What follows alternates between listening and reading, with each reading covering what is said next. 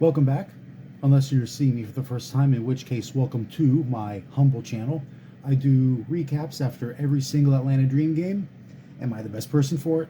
Probably not, but no one else is doing it, at least not that I know of. If you know of anyone else who is, tell me about them, and tell them about me while you're at it. I'd love to talk to other people who are doing this, who are interested in the Atlanta Dream, get a little bit of a dialogue going on. The WNBA doesn't really have a huge presence on YouTube, and what little of it there is, a lot of it is pretty damn negative, so I aim to change that. Probably won't make a huge difference, but every little bit counts, right? I hope you enjoy it, and I hope you stick around. Dream lose 75-90 to the Chicago Sky in what was otherwise a pretty damn good game. Let's talk about it.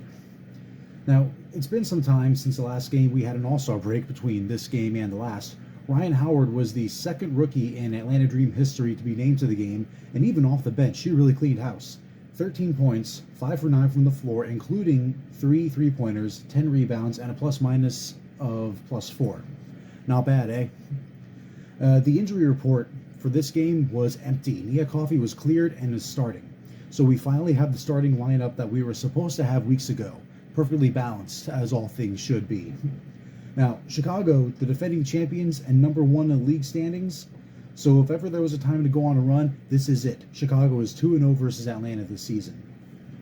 To start us off, Kahleah Copper scores 15 seconds in, and Atlanta had to run down the shot clock to 3 seconds before Erica Wheeler gets it to, but at least they got it. They were able to work themselves into position and get themselves on the board.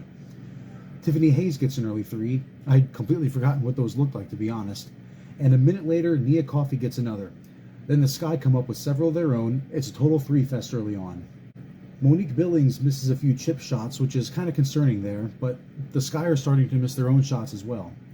The Dream start clawing their way back. Hayes at this point has 8 of the Dream's 13 points, and Monique Billings is really making up for her missed shots by bringing the Dream's deficit to only 1 point. Chicago doing a little bit of trolling by playing Ludacris during a timeout. I know he was technically born in Illinois, but Atlanta has laid claim to him. Ari McDonald checks in and is being stalled by Chicago's defense, taking time off the shot clock. A few passes trying to find an opening to shoot, and Cheyenne Parker, through double coverage, lobs it in for the 2. It's 25-23 after 1, thanks largely to Ari McDonald's 3-pointer with a second left. Christy Wallace opens the scoring in the second with a 3-pointer to give the Dream the lead for the first time in the game. 7:47 left in the half, Chicago scores only once, Atlanta still leads.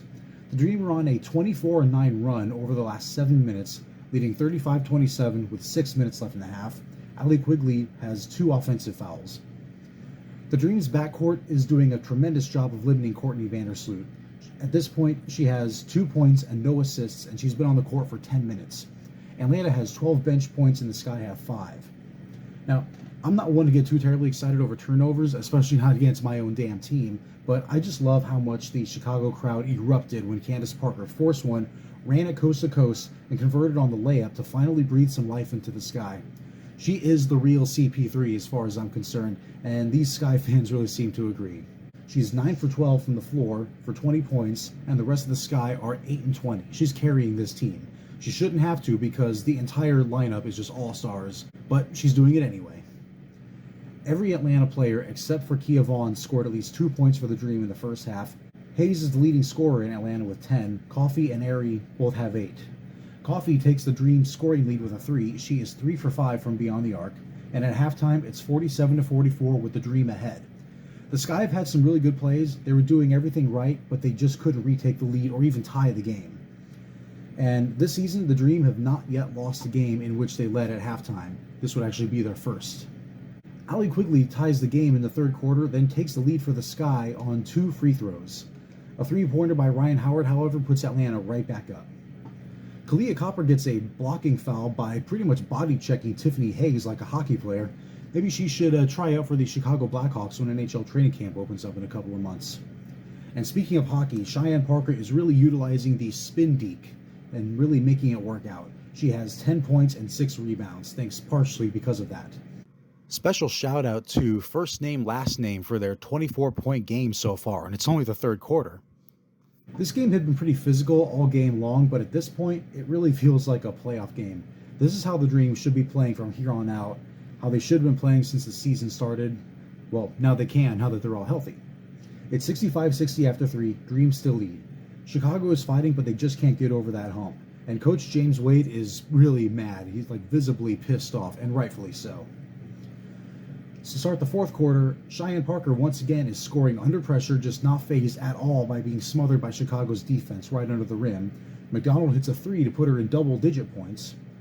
Candace Parker scores her 29th point of the game with a 3 to put the Sky in the lead once again. And Chicago pretty much starts running away with it, starting with that. So whatever the hell Coach Wade said during the intermission, well, it must have worked.